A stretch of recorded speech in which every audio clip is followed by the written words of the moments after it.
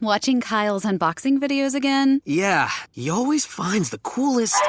No way! A robot dog? Gotta ask where he got it. Or use your Samsung Galaxy S24 Ultra. Just draw a circle around the dog on your screen, and it shows you where to buy it right in the app. Whoa, I just learned a new trick. And that for once, I beat Kyle to the next big thing. Circle it, find it with the new Galaxy S24 Ultra and circle the search with Google. Get yours now at Samsung.com. Internet connection required. Results may vary based on visuals. All of us is going to be challenged with something in life. We don't get to decide the challenge. Mine was 27 years of false imprisonment. When I see a 10-year-old kid dying of cancer that's not going to live to see 11th birthday, hey, man, I got to call my blessings.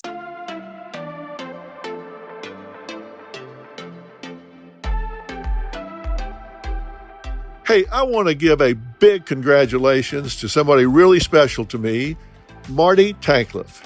He has joined Barket, Epstein, Kearon, Aldea LoTurco, LLP as Special Counsel.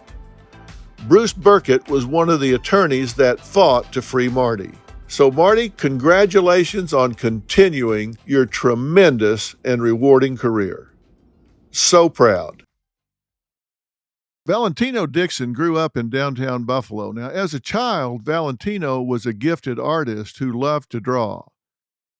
But then one night, August 10th, 1991, his world, well, it was turned upside down as he was wrongly accused of shooting and killing Toriano Jackson at Louis' Texas Red Hots restaurant in Buffalo, New York. Now, as a product of all of that, he wound up sentenced to 38 and a half years to life in prison. Today, Valentino and Marty Tankleff, who is now an attorney himself, was wrongly convicted and served almost 18 years before being exonerated of killing his parents, are joining me today to share their story. So guys, welcome to Fill in the Blanks. So glad to talk to both of you. How are you doing? I'm doing great, Dr. Phil. It's great to see you again, especially under much different circumstances. Yes, much different circumstances. And Valentino, I'm proud to meet you and proud to talk to you. Thanks for having me. Marty, tell everybody where you were last time we talked. I was in a New York State prison serving a sentence of 50 years to life, where my first parole board appearance would have been October of 2040. Wow. So had my conviction not been overturned, had I not been exonerated, I would still be in a maximum security prison cell right now as we speak. This situation is absolutely beyond belief. You woke up on the first day of your senior year in high school and sadly discovered that your mother and father had been brutally stabbed and bludgeoned. Your mother, Arlene, was dead. Your father, Seymour, he was fighting for his life. And you called 911 and gave first aid to him, but he later succumbed, correct? And that is all correct, yes. Tell us what happened from that point forward. You wake up that morning, you find them. After calling 911, law enforcement showed up at my house pretty quickly. I had some family members who showed up, but I was isolated, I was separated. And instead of me going to the hospital where I wanted to go, where my family demanded I go, I was taken to police headquarters. And instead of being with my family, my father, I was interrogated for countless hours. The interrogation wasn't audio recorded. There was no video. There was no stenographic transcript of it. And after countless hours, the detective said, I confess to the brutal murder of my mother and the attempted murder of my father at that moment. And I was arrested. And that was the last day I saw freedom for several weeks until I was given bail. Now, you were taken to the police station and you were interrogated for countless hours. How many hours are we talking about here? We really don't know. I mean, because all I remember, it was brought in when it was light out. And when I finally left, it was dark out. And since law enforcement chose to be deceptive, dishonest, a lot of the record keeping wasn't accurate. But we would say that the interrogation was probably anywhere from 6 to 10 hours if we had to give an estimate. And a windowless room, no food, no water, no contact to the outside world other than, well-seasoned homicide detectives. Now, this was Suffolk County, right? It was Suffolk County, New York. Yeah, and this was a law enforcement agency that was under investigation for corruption at the time, including coerced confessions. You didn't know any of this at the time, of course, but we know it now. We know it now, and one of the primary focuses of that investigation was K. James McCready, who was the lead detective in my case, who showed up at the crime scene, my home, shortly after 911 phone call when he wasn't scheduled to be working that day. He was supposed to be at his construction site, but he showed up in maybe a half hour dressed in a suit and tie. Wow. Now, as I understand it, there was a finding that he had perjured himself in a prior murder case?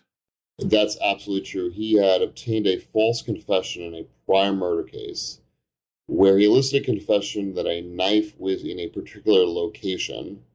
And what ended up happening was at a later point, they actually found the real knife in a completely different location. And it was a Judge Stuart Nam who demanded the governor, which was Mario Cuomo back then, to conduct a special investigation into Suffolk County and their tactics. And it was a finding that McCready had committed perjury, but it didn't stop him from remaining on the police force. Wow. Now, he faked a phone call and told you that your father had regained consciousness and identified you as his attacker. That is absolutely correct. And that was just one of the many lies that he told.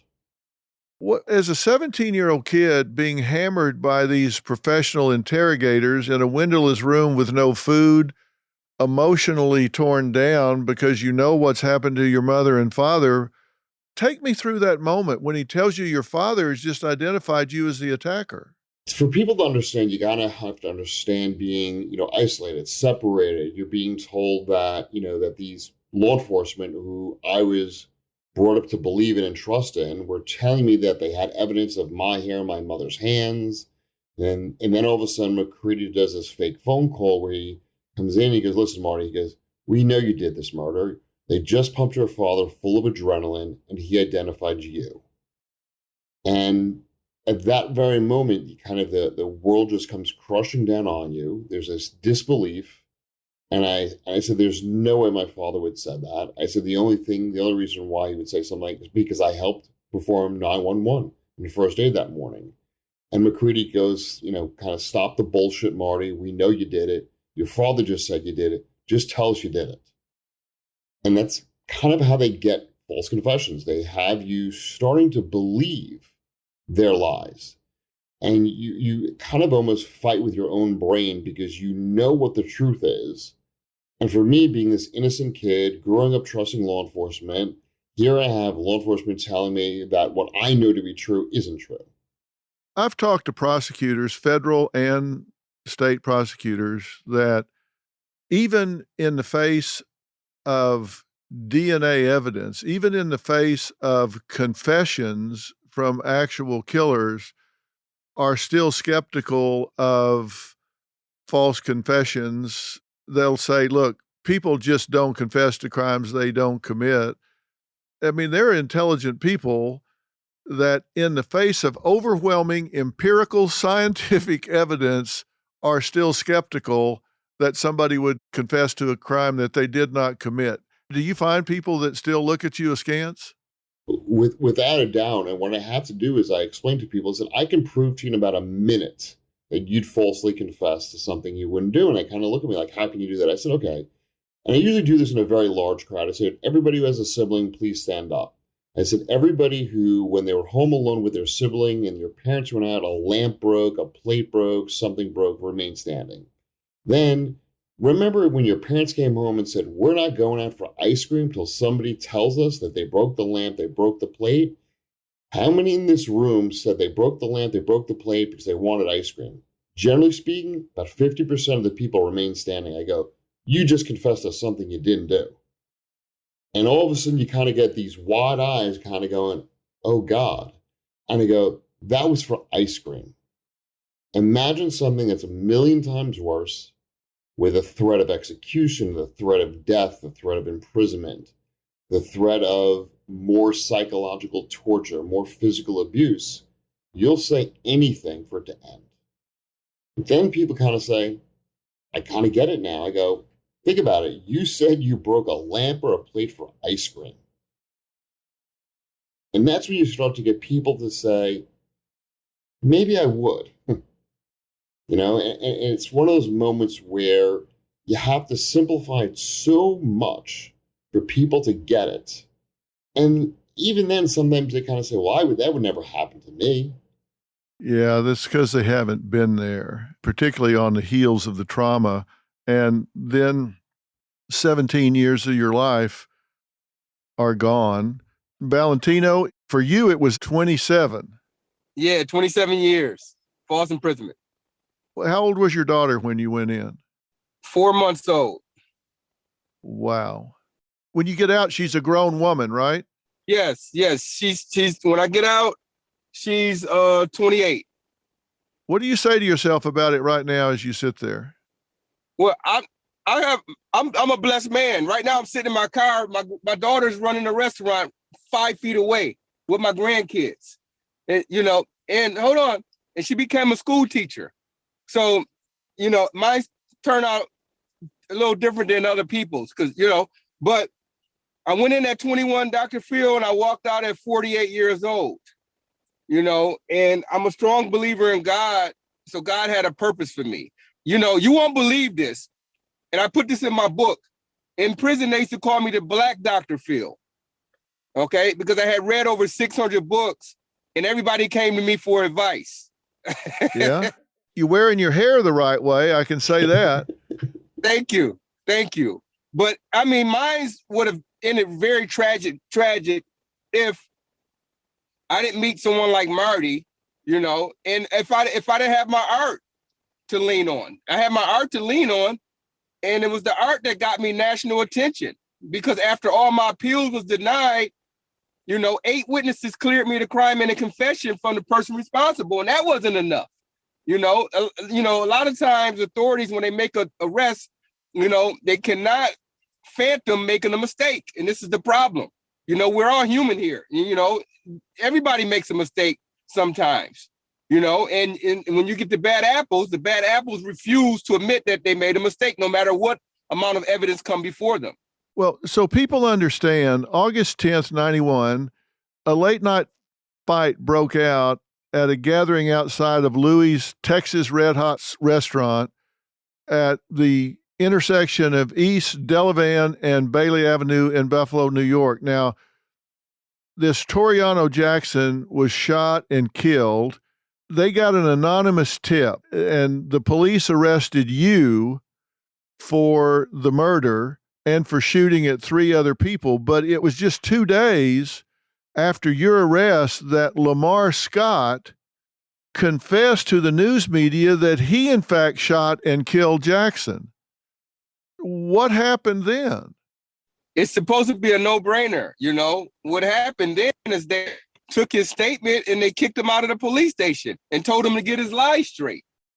Get his lies straight? Yeah, they didn't believe him. I mean, Dr. Phil, I could tell you, essentially what happens is that these law enforcement agencies get institutional blinders.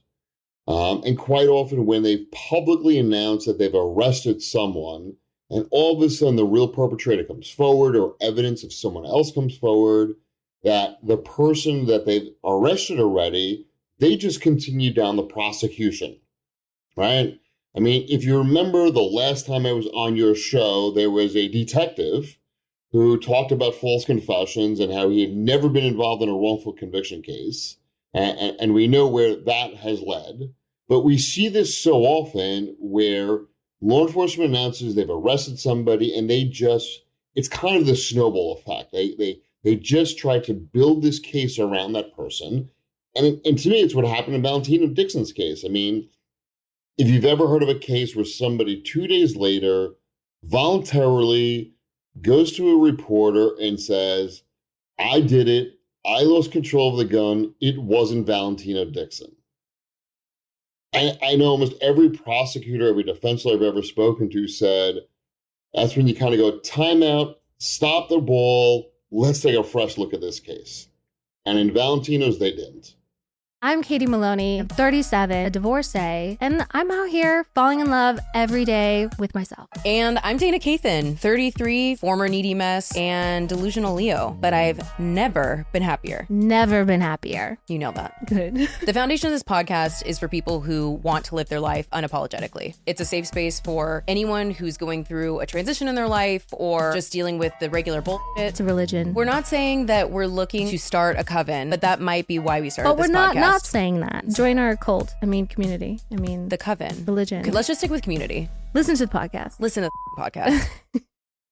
Well, is this just confirmation bias? Do they just lock in on this and they don't want to see or hear anything else? I would say absolutely yes, because if you look at, a lot of the empirical evidence on wrongful convictions, we've seen so many innocent people go to prison, and later on, when the facts come out, we discover that the law enforcement had evidence that pointed to someone else, not the person that was convicted. And I think it's confirmation bias. I think it's institutional blinders. I think it's also a sense of, if we reveal the truth, what's going to happen to some of our other cases? We'll all of a sudden we open Pandora's box. And, we know with Louis Scarcella, who was on the Dr. Phil show with you, and we see what happened with him in all the cases that he was involved with. So I think that's a perfect example how there's this level of protecting their own mistakes.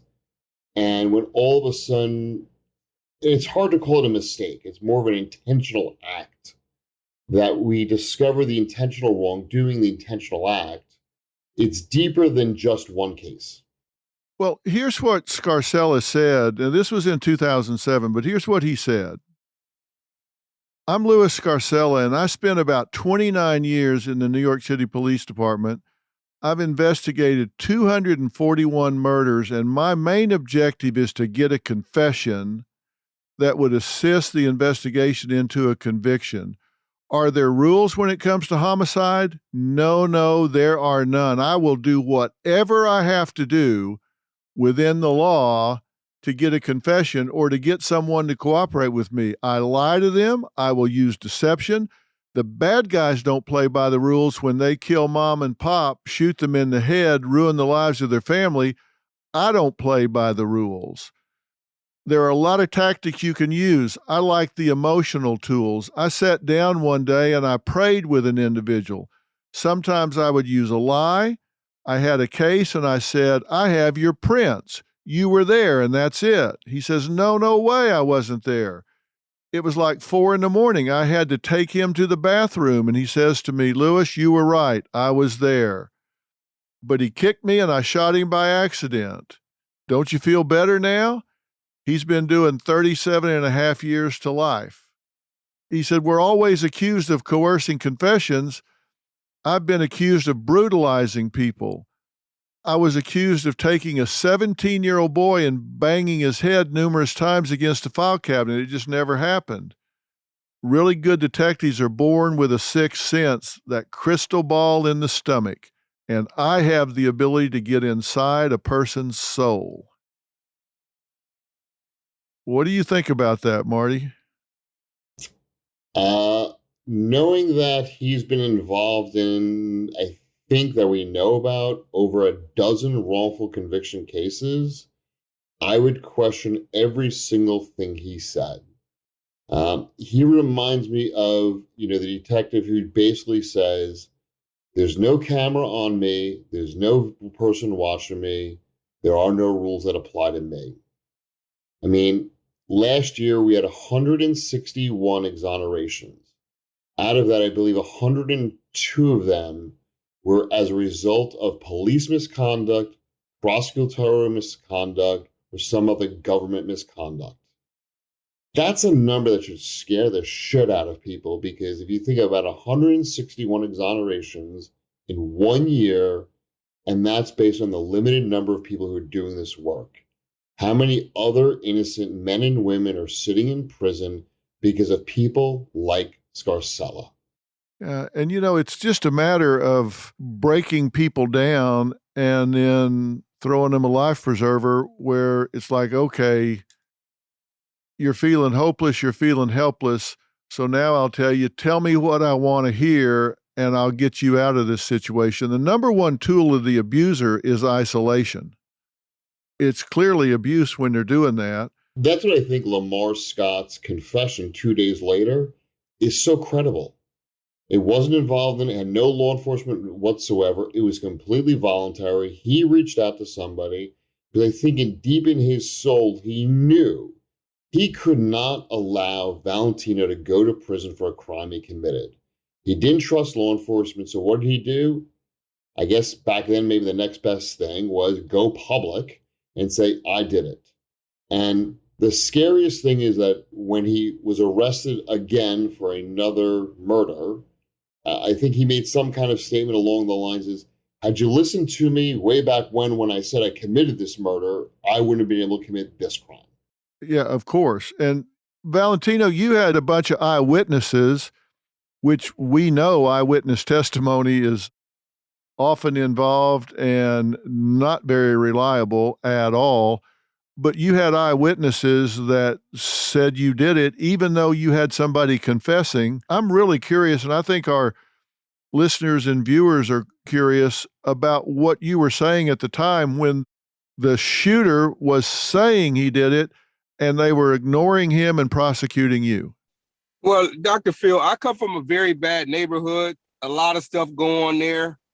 And I had to ask myself, was I in the twilight zone?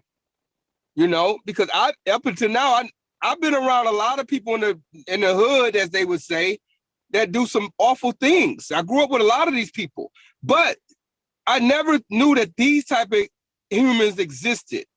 Someone that would actually get on the stand and lie about a murder case. It was later proved that they were coerced by the prosecution, but also I had 8 witnesses that cleared me. So it was over 90 people that witnessed the shooting, Dr. Phil. So it was at a public restaurant.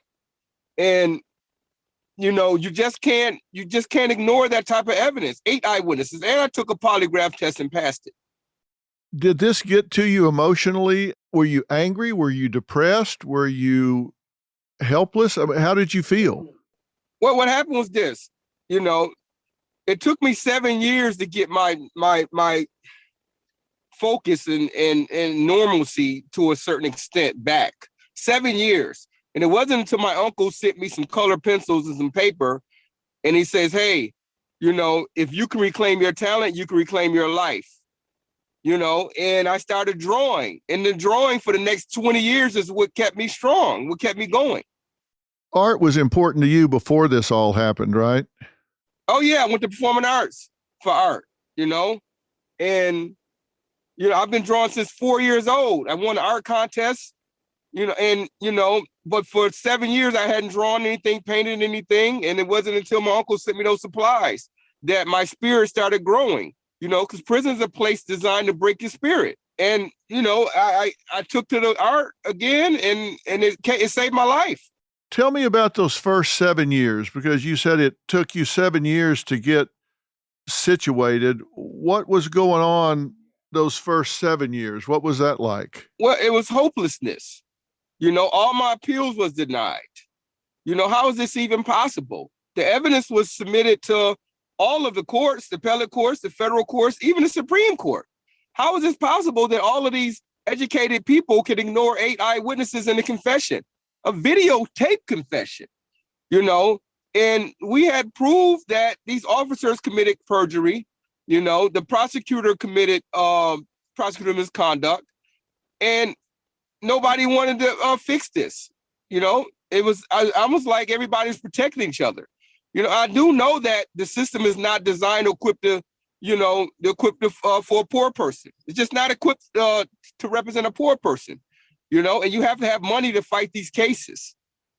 And without that, a public defender is just not going to work here. It's just not enough to fight the other opposition, the other side. It's just not going to happen. Well, it's often been said that you're entitled to the best defense money can buy. I mean, this is the American way. This is how it goes, and it shouldn't be this way because, these are human rights, not just constitutional violations or human rights violations, but, civil rights violations, and, this is why I started my foundation to fight against this, to make the system more fair, just, and equal. You said that at one point your uncle sent you these pencils, and when you got them, did you feel like drawing right away, or did they sit there for a month? What happened? My art supplies collected dust for about 5 to 6 months, Dr. Phil. Really? I procrastinated. Yeah, I procrastinated, and then one day I just said, you know what, let me try see if I can draw a rose, and I drew this rose, and all the other inmates was like, you know how to draw? I was embarrassed. I told none of them I was an artist. I kept it to myself. And they said, you know how to draw? I said, a little bit. I said, oh, no, you really know how to draw, and that kind of gave me that inspiration that I needed. And there was no turning back after that. You were at Attica, right? Oh, yeah, in one of the worst prisons in the world. I was there for 23 years out of the 27 years. Good Lord. What's the worst thing about Attica? Well, the abuse, the assaults. Officers killed inmates in there. It was really bad. It got better the last 3 years before I left because they installed cameras. Finally, after 30-something years, they installed cameras, and that cut down on 90% of the assaults that occurred, and officers still wouldn't stop.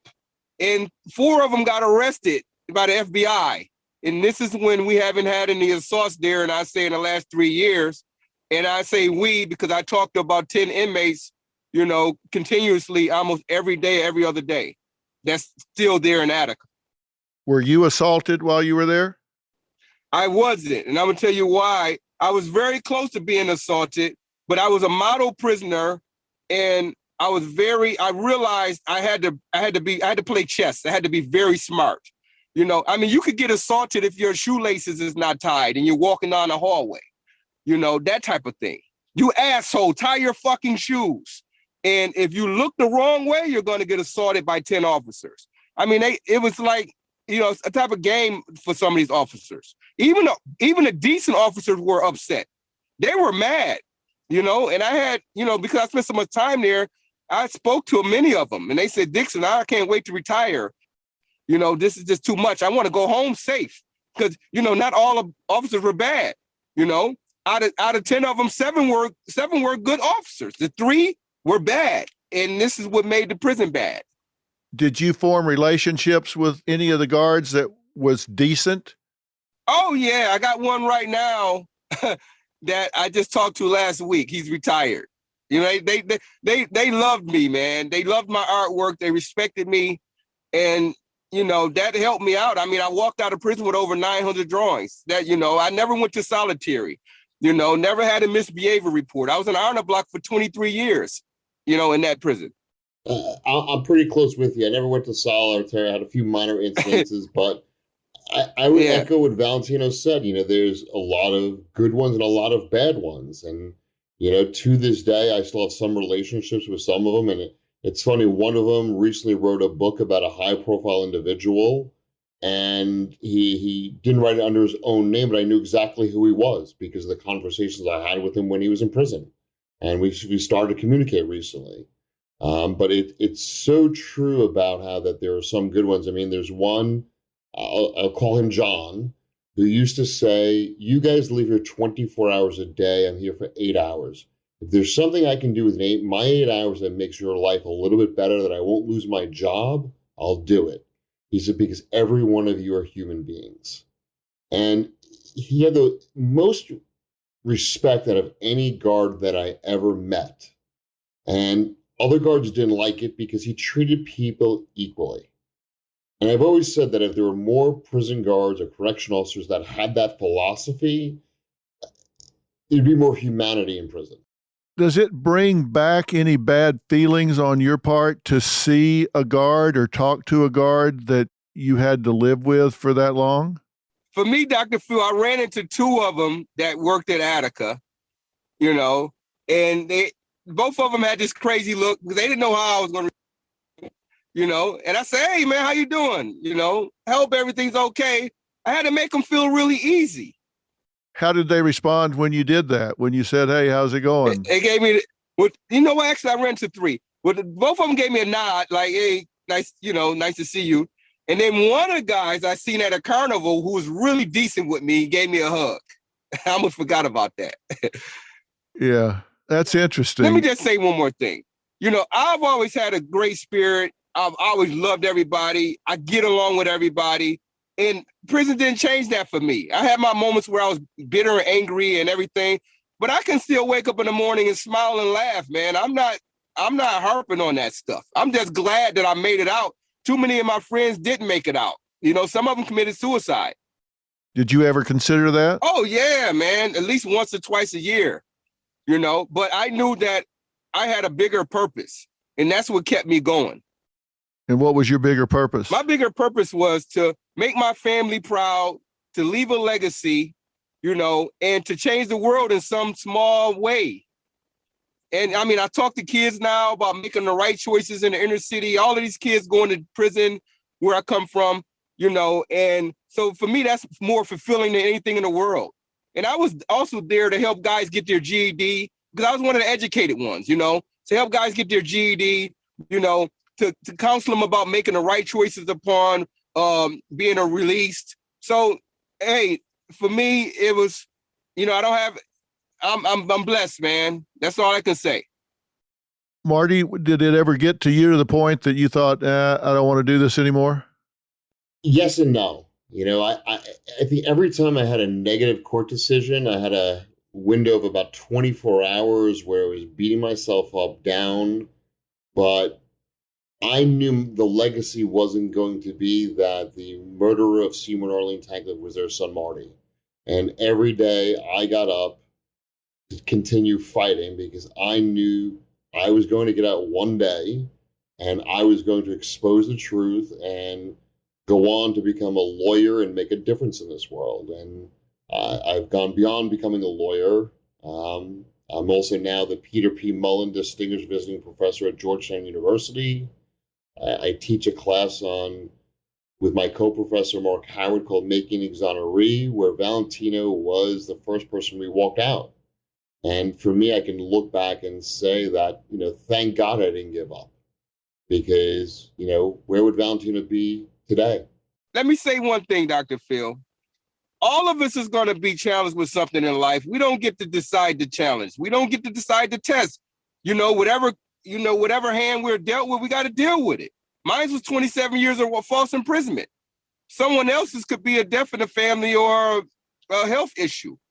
When I see a 10-year-old kid dying of cancer that's not going to live to see 11th birthday, hey, man, I got to call my blessings. And that's how I see it. People say, how can you think that way? I'm going to think that way because I see the bigger picture. There's always somebody that's got it worse, but that's a lot of years to have robbed from you. The spirit that you guys display is astounding. You had somebody confess 2 days later and then ultimately confess again. And Marty, a week after the attacks on your parents, the business partner that your dad had, by the way, he owed your dad $500,000, right?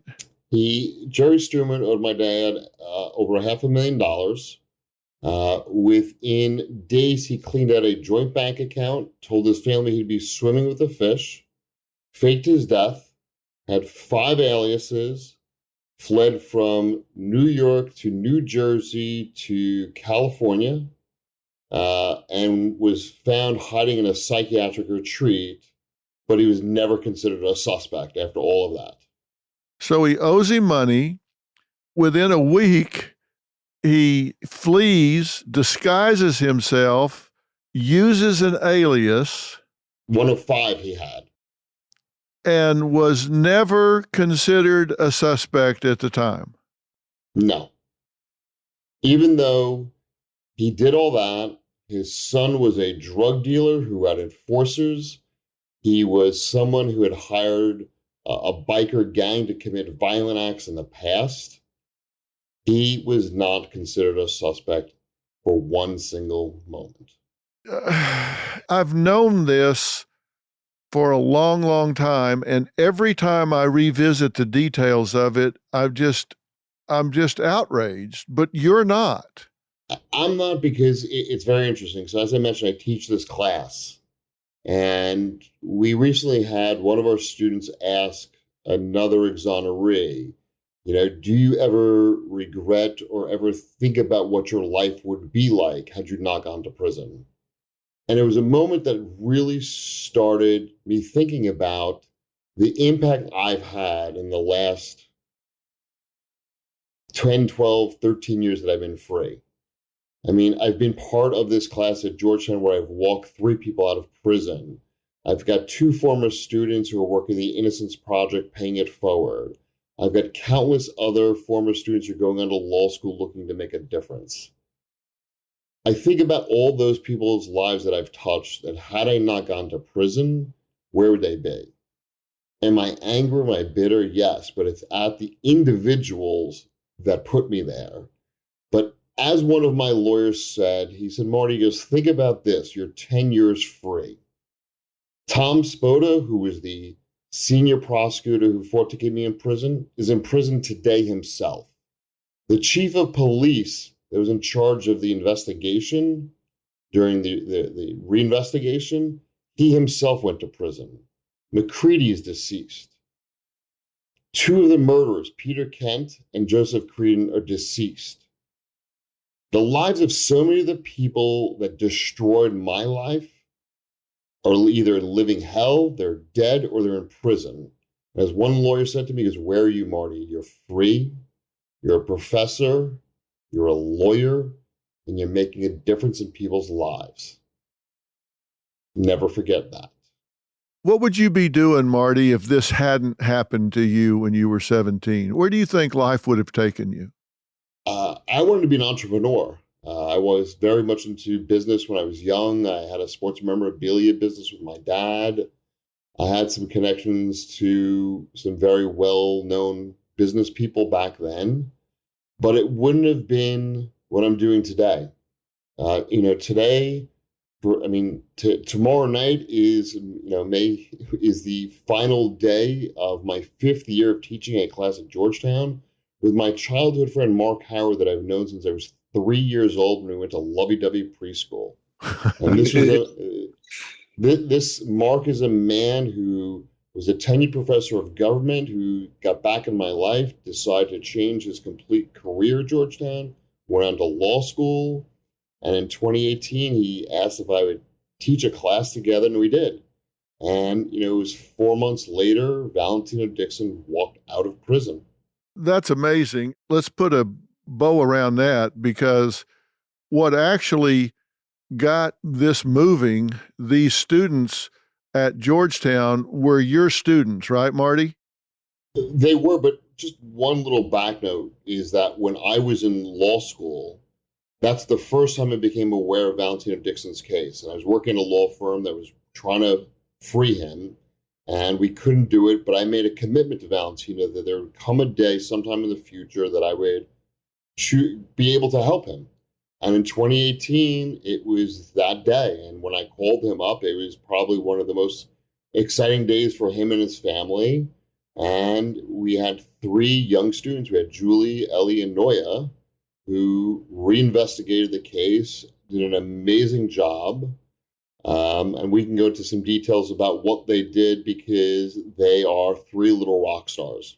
Well, they produced this powerful documentary and broke new ground, not only by interviewing former witnesses, but also by filming the original prosecutor who revealed information critical to Valentino's final appeal. And their interview of the new district attorney, John Flynn, ended with a promise by him to conduct a thorough and fair review of the case as part of his new CIU, the Conviction Integrity Unit. And I assume he made good on that. So these students, just fueled by passion, were a big factor in getting this thing broken free, right? Oh, without a doubt. I mean, their passion and their dedication, I think Valentino can speak to that as somebody who benefited from their passion. But, I remember very early on where, everybody kind of said, oh, this is a crazy idea that Mark and Marty are teaching this class. They're getting these, undergraduate students to reinvestigate it. And I think, these undergraduate students that went up to see the original prosecutor, I think they were more prepared and more knowledgeable about the case than he was. And I think he felt that, they're just these two young women who are going to interview me, that they don't know enough about the case. And until all of a sudden you see them kind of, barrage him with questions nonstop. And he revealed something that we hadn't known for 25 years. And what was that? That there were gunshot residue tests done on Valentino that had come back negative. And that's the first time that we had actually known about that, which essentially is a violation of the law, because the government is obligated to turn over any evidence that is favorable to the accused. And clearly, evidence that showed Valentino didn't shoot a gun is favorable to him, which was never disclosed. So the prosecution had that evidence. Yes. Exculpatory evidence, and they did not produce that. Nope. Wow.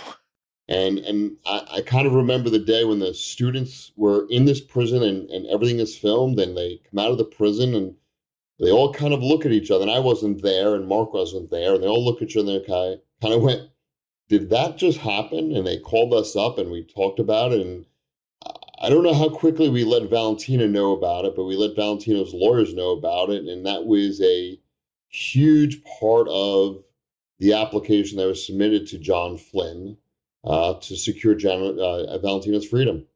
Wow.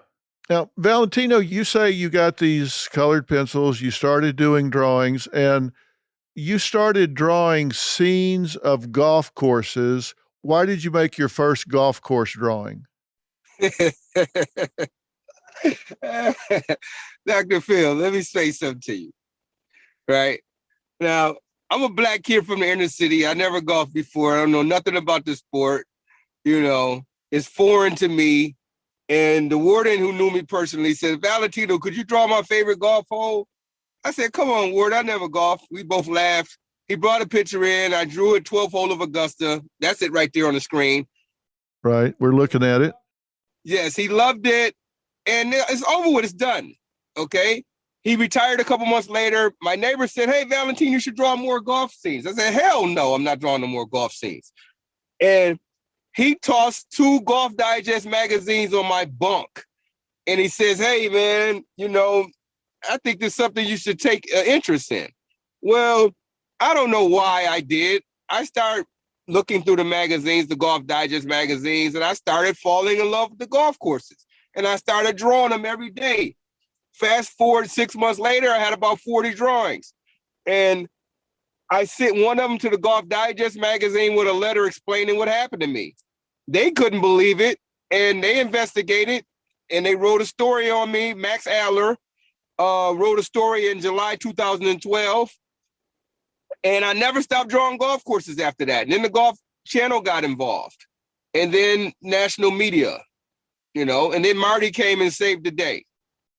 But Dr. Phil, just so you know, it was that Valentino drawing a golf course, which piqued the interest of the lawyer where I was working at that time to take on Valentino's case because he loved golf.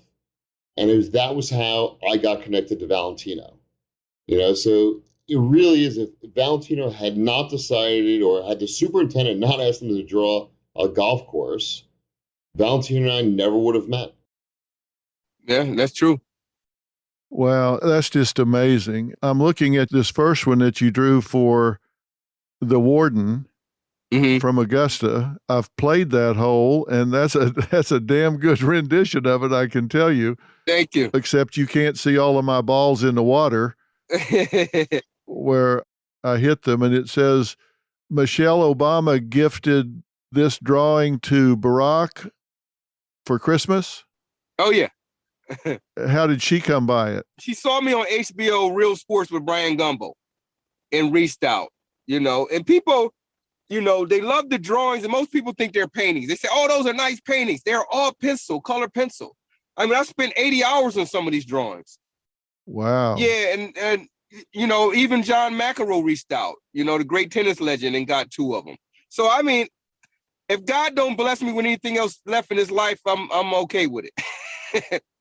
Yeah, I see one here, a tiger. Yep, I met Tiger at the Masters. I told Tiger he was going to win in 2019, and he won. So you actually have been to Augusta? Oh, yeah. I live in Augusta right now. I'm from Buffalo, and I live in Augusta. So you live there now? I live here. I moved down here 10 months ago, so I live in Augusta. And how do you like it? I love it. It's peaceful and quiet for me, and I love the weather. I mean, I've never had it this peaceful, man. I grew up in a rough part of Buffalo, and then I went to prison at 21. So you can, imagine that. I never had no real peace until now. I can hear the birds chirp. And you get to wake up and see the sunrise over a beautiful, looks like valley, and you get your fish tank. And I mean, life couldn't be any better. I mean, I'm so grateful. So 1991 is when all of this starts. You get convicted in 92. So you're in for 27 years. A lot changed in that time, right? It changed, Dr. Phil, but I changed with it. Now, how did I change with the world? I read tons of books, read all the magazines, looked at pictures. I quizzed people. I was not going to be stuck in 1991. I knew what type of phone I wanted when I got out, all of that stuff. So what I did, I lived in a fantasy world. The fantasy world is this, what do the cars look like? What's going on with technology? How is the world changing? I need to evolve with it, even though I'm in a 6x8 prison cell. I'm going to talk to the guards. I'm going to talk to the new inmates coming in. I'm going to quiz them, and I'm going to ask them questions about every single thing.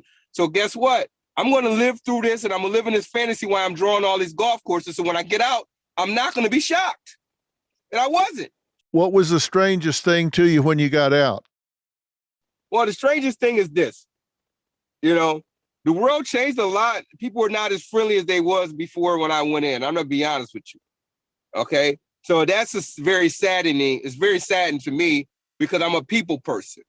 And society's changed in the last 35 years, big time. So that's very sad.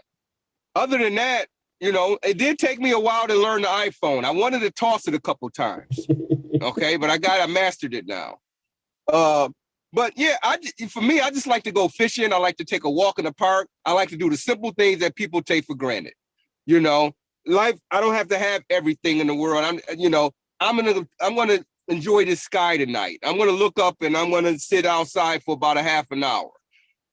I took care of my grandmother for 3 years. She's 94 years old. I wanted to get out and spend a lot of time with her, and really sit with her, cook for her, all these things. I have got a chance to do all of these things, Dr. Phil. So I'm truly blessed. What was the first thing you wanted to do when you got out? I wanted to go to Red Lobster, eat some lobster, because I never ate lobster before in my life. Really? So Dr. Phil, just so Valentino chose to have a little party at Red Lobster, but I think one of the things that made it so amazing is that 2 of the students that worked on his case from Georgetown to free him were from out of the United States. So Julian Elliott flew back from France and England for that day to be there, part of it, and we all went to Red Lobster afterwards. And it really was one of those moments that we kind of all just sat around and said, we did it. We helped free Valentino.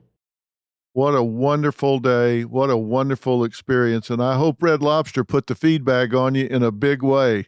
Well, let me say this. I ate 2 lobster tails. I ate some shrimp, and it was the greatest feeling in the world.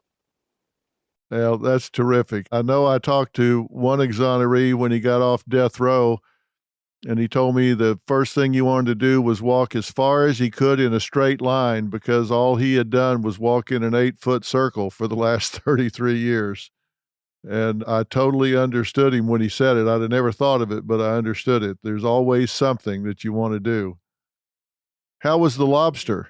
Well, I was hoping that you didn't ask me that. It was awesome for me that day, but since then, I've ate some serious lobster in some really good restaurants. So, hey, Red Lobster, you came through for me that day, but then I had to graduate. Yeah, I understand. You build, right? Yeah. I'm a fan of Red Lobster. They have their place. They do a good job, but I understand what you're saying. Marty, what did you do when you got out? What was the first thing you wanted to do? So obviously spend time with family, but during my post-conviction hearings, I was actually being held in the Nassau County Jail because the Suffolk County Jail Sheriff was my trial judge, so I couldn't be held there. And every day that I was being brought back from the hearing to Nassau County, we stopped off at a gas station and got a cup of coffee right near the jail. So the day I was freed, I asked my family to stop by the gas station so I could get that last cup of coffee ever at that gas station. And I've never been back to that gas station, never gotten a cup of coffee there. But we went back to one of my family members' homes, and Mark flew back from France because he was in France and he wasn't going to miss it. And we had a nice little celebration at home. Well, that's got to be an amazing feeling. It's just got to be an amazing feeling. It is, but there's one person I just want to give a little acknowledgement to that so often I think she gets underreported, and that's Valentino's daughter, Valentina, who for many, many years, she fought to advocate for her dad. And I remember about a week and a half before he was getting free, she and I had a conversation about all the hell she went through for 27 years, how so many people kind of said, your dad's a murderer, your dad's this, your dad's that. And I said to her, Valentina, guess what? That day when Valentina gets out, you get to say F you to every one of those people that verbally abused you for doing what was right and just. And I remember the day Valentina was getting out, I don't think I've ever seen such an amazing smile on a woman who hadn't hugged her father as a free man. And she deserves a lot of credit for fighting for her father for 27 years. It's somebody who I like to acknowledge because she's a trooper. You guys want to see her? She's in a restaurant. She's a school teacher, but she drove down here from Ohio 3 days ago to spend some time with me. She's inside the restaurant if you guys want to see her. I would love to. Dr. Phil want to say hi. Marty and Dr. Phil. Well, Hi, hello. Valentina. Hi, Marty. Well, it's Dr. Phil. I just wanted to say hello and tell you how inspiring you are standing by your father for all of those years and working so hard to get him free. Oh, thank you so much. I appreciate that. You truly are amazing and inspirational, and Marty was just giving a shout out to you, and we just wanted to see you and meet you and tell you how inspiring you are. Oh, thank you so much. I appreciate that from the bottom of my heart. What did it feel like the day he walked out of that prison? It was like walking out of a movie scene. It was beautiful. It was finally that breathtaking moment, Well, I don't know, but I can lean into imagining it.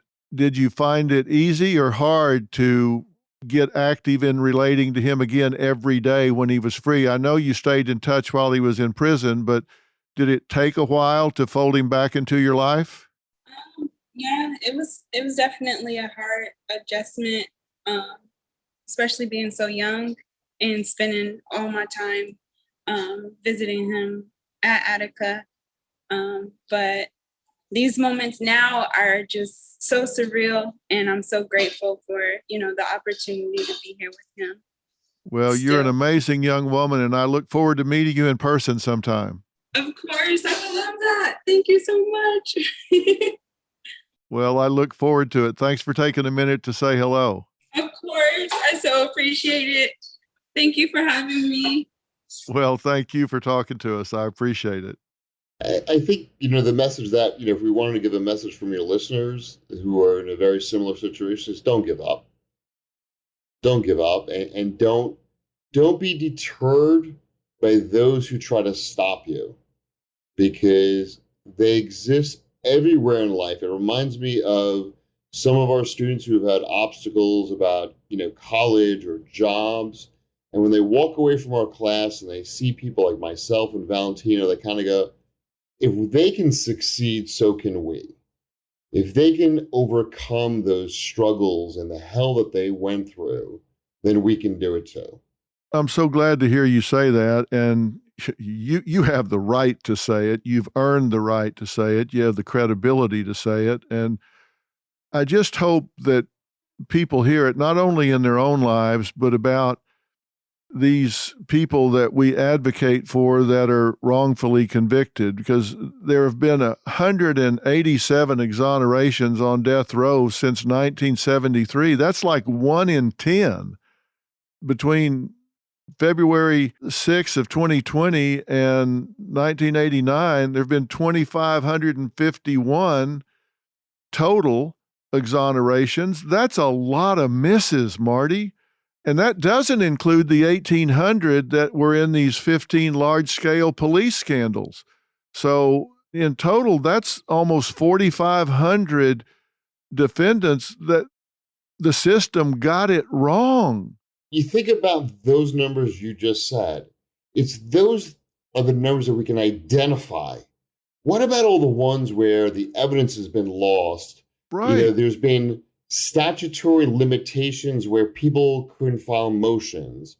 Courts get it wrong. They don't have lawyers. There are some people who just don't want to keep fighting anymore, right?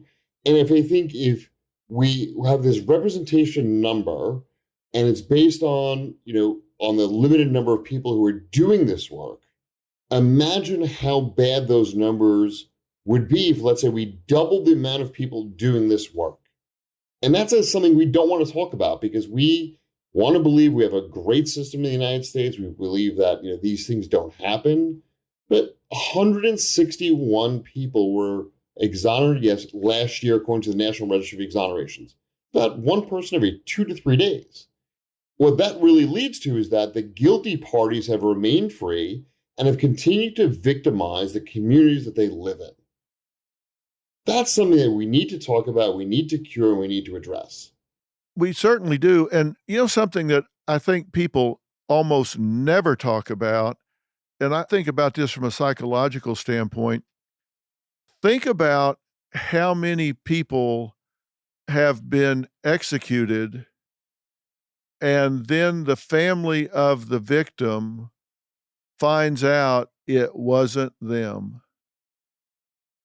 And now they've lost the loved one. An innocent person has been executed, and the killer is still out there. What does that family sit around the kitchen table and say to themselves? We lost our loved one, killed an innocent man, and the killer has not been held accountable. What kind of psychological conflict does that family suffer? Which is why I say to victims' families, look, you deserve accountability, you deserve justice, but if it's delayed because somebody wants another hearing or there's evidence out there that needs to be looked at, 3 months, 6 months to get it right, you want to get that right. If you're the victim's family, you want to get it right.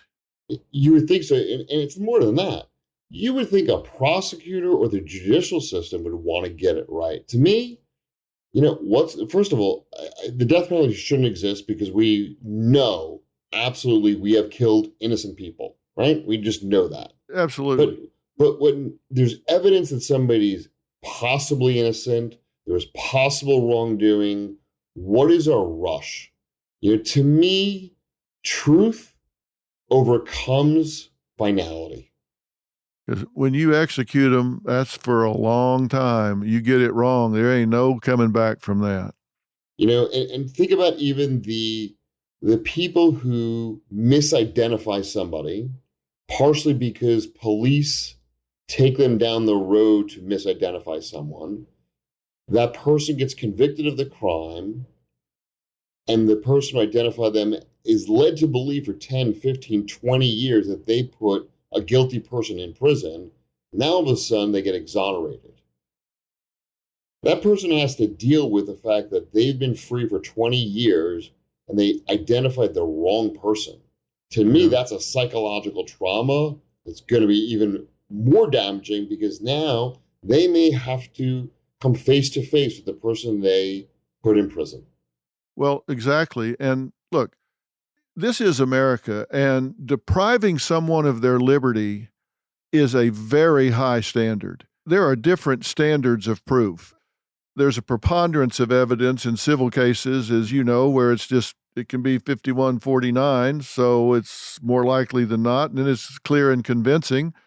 But when you deprive someone of their liberty, it's got to be beyond a reasonable doubt, where 12 people go in a room and there's no issue over which reasonable people could differ, and you still get it wrong. That's scary, and that tells us this system needs to be overhauled. This system needs to be looked at in a serious way. It's still the best system I know of, but it doesn't mean that it's perfect, doesn't mean that it doesn't need to be overhauled when we're getting it wrong as much as we are. We need to be open about it. I mean, I look at Valentino's case where you've got Lamar Scott coming forward 2 days later, admitting he did the shooting, and then throughout Valentino's 27 years in prison, I don't even know how many times Lamar Scott continued to say, I'm the shooter, not Valentino. And then I think about when our students interviewed Belling, he said something to the effect that, there'll never come a day where Lamar Scott will plead guilty, and Valentino will be exonerated. Well, guess what? September 19th, 2018, that day happened. I was in the courtroom where Lamar Scott pled guilty to the shooting and Valentino was free. Boy, what an amazing day. What an amazing day for Valentino and his family and for you and for those students. And I've been in some of those situations myself, and it changes you when you are able to be even a small part of something like that. I was glad to meet you and be a small part of your journey, and I'm proud to talk to you today. I'm so glad you're continuing to do this work, and I want to say to you again, anytime I can be of any help in what you're doing, you know how to reach me, right? Sort of. If not enough, we have some mutual friends. Yeah, well, I'll make it real easy for you. I'll put it that way. Okay. I talk to Jason Flom on a regular basis. He's very passionate about this as well, as you know. But I'll make sure that we have a direct line so we can do anything that we can to help these people that deserve it. I would love it and appreciate it because the work we do, to me, I mean, it's very interesting. So this is my 5th year teaching, and I recently had a chance to meet the father of one of my current students. And he just looked at me and he goes, how the hell did you and Mark come up with this idea to teach this class? He goes, you are preparing these students for life in ways that they can't even imagine right now. And on top of that, you've walked 3 people out of prison with more to come, and you've motivated these students to go work at the Innocence Project, go on to law school, work with Jason. One of my former students is actually working with Jason on his podcast crew. And he goes, and you could have just decided to go down to Florida, open up a little coconut shack on the beach. But instead, you threw yourself into the fire of law school. I mean, I've gone back into prisons where I was incarcerated at. And to me, it's been one of those weird experiences because I was recently at Clinton Correctional Facility. And within about an hour of being there, a lieutenant came down to the legal visitor room, knocked on the door, and he goes, Tankleff, he goes, I had to see it to believe it. He goes, the rumor was you were in the jail.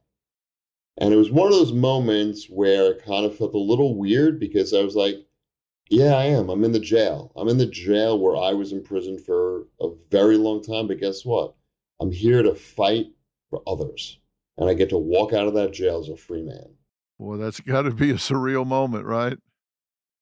It was, because the following day I drove to another jail and it was the exact same thing happened. So it really was a weird 48 hours for me. I cannot imagine. Well, Marty, thank you for talking to us today. Valentino, thank you for talking to me today. And thank you for introducing me to your delightful and inspiring daughter. Thanks for having us, Dr. Phil. Appreciate it greatly. Thank you. I look forward to meeting you in person, and I look forward to getting together with both of you, and I'll buy you the biggest lobster you've ever seen when we get together. All right. I'm going to hold you to that one. I'm going to buy you one that will scare you until they get it cooked. I can't wait. All right. Thanks. Marty, I'll talk to you soon, and Absolutely. I'll get you all the contact information so you don't have to go through Jason to get in touch with me.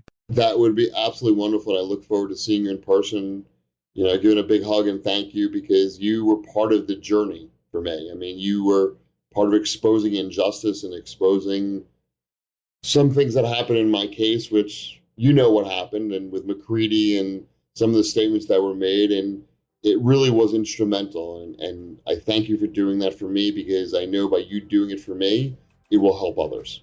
Well, I was glad to do it, and I'm going to keep doing it. Let's do it together. Absolutely. All right. Gentlemen, thank you very much. Thank you. Thank you. Talk to you soon. So long. Okay.